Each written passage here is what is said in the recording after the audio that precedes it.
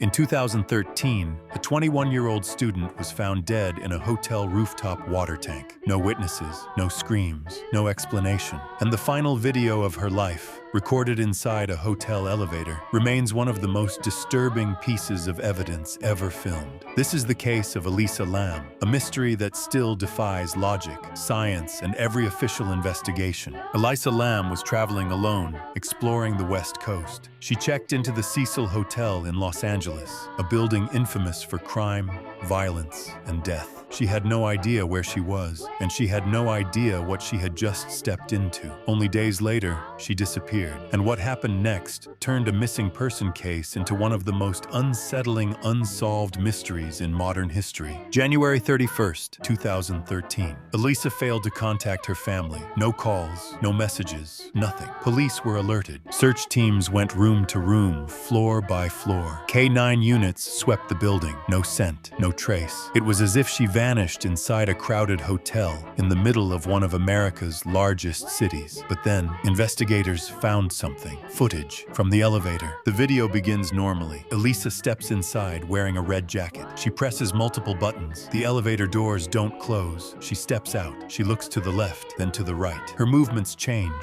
Fast, confused, almost mechanical. She hides in the corner. She steps out again. Her hands make strange, unnatural gestures, as if she's feeling for something or communicating with someone who isn't there. The elevator doors remain open for 2 full minutes. Then she walks out of frame, disappearing down the hallway, and the elevator suddenly closes. This is the last known footage of Elisa Lam alive. For 2 weeks, nobody could find her, until guests began complaining about low water pressure, dark-colored water, and a strange taste. Maintenance staff checked the rooftop tanks. Inside one of them, they found Elisa, naked, lifeless, floating. How did she get there? Why was the tank sealed from the outside? And how did investigators miss her during the original rooftop search? Nothing made sense. Nothing. Theory 1. Police mistake. Official explanation. The coroner ruled it an accidental drowning, but that raises a bigger question. How does someone accidentally climb onto a locked roof, open a heavy metal tank, get inside, close it, and drown, with no evidence of struggle? Theory 2. The Cecil Hotel itself. The building has a history of murder, suicide, and serial killers,